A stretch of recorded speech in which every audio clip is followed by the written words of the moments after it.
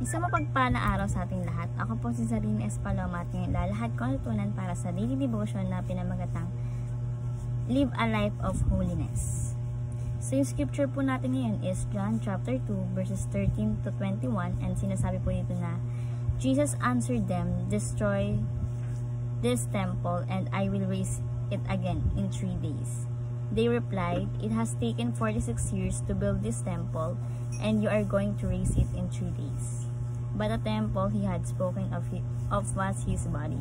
At Tagalog naman po, sumagot si Jesus, "Gibain niyo ang templong ito at sa loob ng 3 araw ay muli kong itong itatayo." Sinabi ng mga Hudyo, 46 na itong ginawa ang templong ito at itatayo mo sa loob lamang ng 3 araw. Ngunit ang templo na tinutukoy ni Jesus ay ang kanyang katawan. So, bilang katuruan po natin ngayon is, number 1, Jesus hates what defiles the temple. So, sinasabi dito na ang Diyos is namumuyo sa mga bagay na nagpaparumi sa templo, no? Sa temple. Si Jesus kasi is marunong magalit. Di ba kung napanood nyo po yung palabas na pagdating niya doon, lahat ng nagbebenta doon ay nagpapalit ng pera. At yung may mga tao doon na nagsusugal is lahat doon is tinaob niya. No? At tinaob niya yung lahat is nagalit siya kasi nga hate po ni God na yung nagpaparami sa kanyang templo.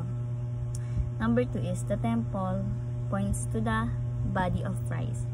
So, galit na galit ang Diyos and ang Jesus Christ na nagpaparami sa templo. Kasi simbolo yan ng ating Panginoong Jesucristo, yung templo po yun, no? Yung templo po kasi is nagsisimbolo po yun para makilala si Jesus Christ, no? Kaya dapat po is malinis yung templo. Dahil, ayun nga po, sinisimbolo ito ng body ni Jesus Christ, no? And, kailangan malinis, unblemished, no? Walang bahid ng korupsyon o kanumang kasalanan. Ganun po. And, kinakamuhian din po ng ating Diyos ang mga bagay na nagpaparumi sa templo. So, number 3 is the church is united to the body of Christ. Sinasabi dito na kailangan makita natin yung progress from the Old Testament to New Testament, no? Na hindi na yung templo yung dadaanan mo. Dadaanan natin, kundi si Jesus Christ na mismo, no? Direct na talaga sa kanya, hindi na tayo sa templo pa magdadaanan, no? And sabi nga po, di ba, ang tayong way lang para makapunta sa Ama, which is si Jesus Christ, no? Siya lamang yung nag-iisang way para makapunta tayo sa ating Diyos Ama. So, si Jesus is true temple, and kaya ang church is tinatawag na body of Christ, no? Tinatawag din po yun na temple of God. Kung paano namumuhi ang ating Kristo sa napaparumi sa templo, na literal, mas lalong namumuhi ang Panginoong Jesucristo sa napaparumi sa kanyang tunay na templo, which is tayo po yun. So, bilang application po, number 1 is love God and hate sins. So, nasabi ito na kung paano namuhi ang ating Panginoong Jesucristo doon sa building or temple, lalong namumuhi ang Diyos sa nagpaparumi sa tunay niyang templo, yung church. Kaya dapat matutunan natin kamuhian din yung ating mga kasalanan, no? Like corruption, kahit anumang kasalanan, no? Ay need po natin is kamuhian. Like, dapat magalit tayo sa ating mga nagagawang kasalanan, diba? So, magagawa natin yun sa pamamagitan na mas lalo pa natin mahalin ang ating Panginoong Jesucristo. Number 2 is live a life of holiness. So, napakasarap mabuhay na nananahan sa atin yung Santong Espiritu. Kaya, pinapanatili natin na malinis ang mayamang biyaya ng Diyos, no, sa ating mga sarili.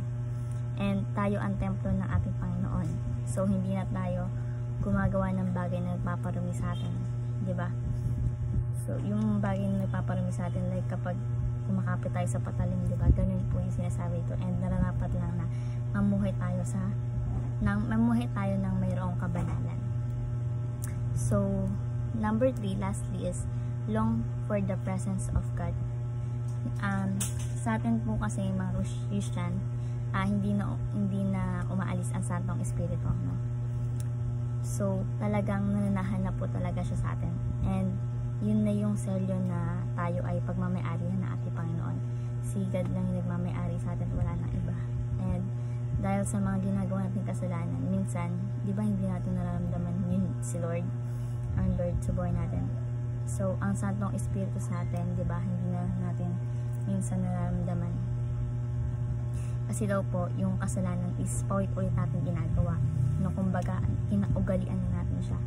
No? And through this, yung puso natin is hindi na sensitive sa ating Panginoon, sa ating Diyos. No?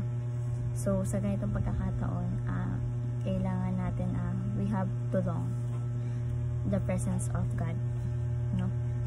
The presence, long for the presence of Spirit also. So ngayon habang tayo nag-devotion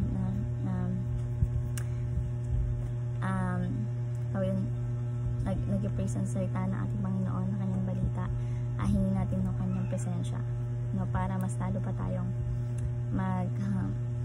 maging mas manampalataya pa sa ating Panginoon sa Kristo. So number 1 is love God and hate sins. So ayun po yung ating series, no?